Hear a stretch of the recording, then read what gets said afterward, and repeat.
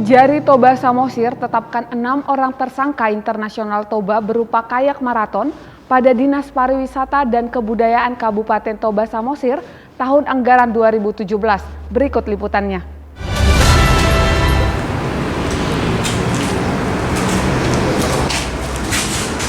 Kejaksaan Negeri Toba Samosir menetapkan 6 tersangka kasus dugaan korupsi dalam kegiatan internasional Toba Kayak Marathon atau ITKM pada Dinas Pariwisata dan Kebudayaan Kabupaten Toba Samosir tahun anggaran 2017.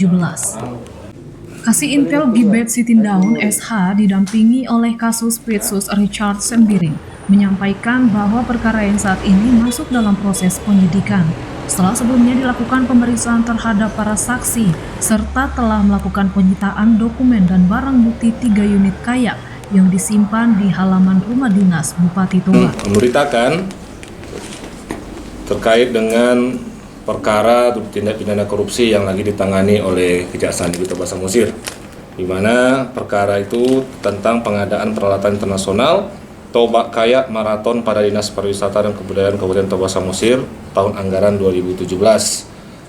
Selama sepanjang ini perkara itu sudah masuk dalam proses penyidikan, di mana kami sudah melakukan pemeriksaan terhadap para saksi dan melakukan penyitaan terhadap dokumen dan adanya barang bukti yang sudah kami sita, yaitu 3 kayak.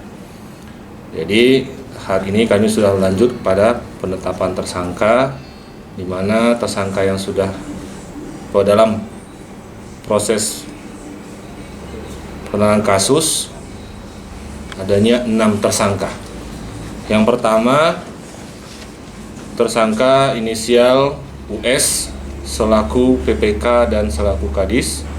Yang kedua, SS yang merupakan direktur dari rekanan CP Citra Sopo Utama, dan NT Wadir dari perusahaan CP Citra Sopo, AL panitia penerima hasil pekerjaan yang juga merangkap sebagai pengurus barang, ST ketua PPHP, dan HB selaku PPTK.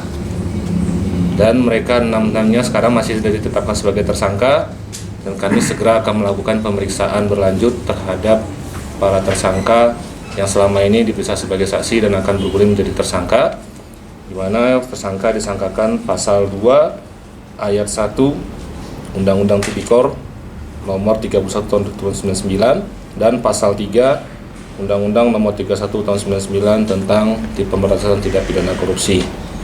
Bahwa penetapan tersangka ini kami lakukan dengan adanya pemeriksaan saksi dan hasil dari kerugian negara yang telah dilakukan perhitungan oleh ahli, yaitu sekitar 300 jutaan rupiah. Dari Kejaksaan Negeri Toba Samosir, Toba TV melaporkan.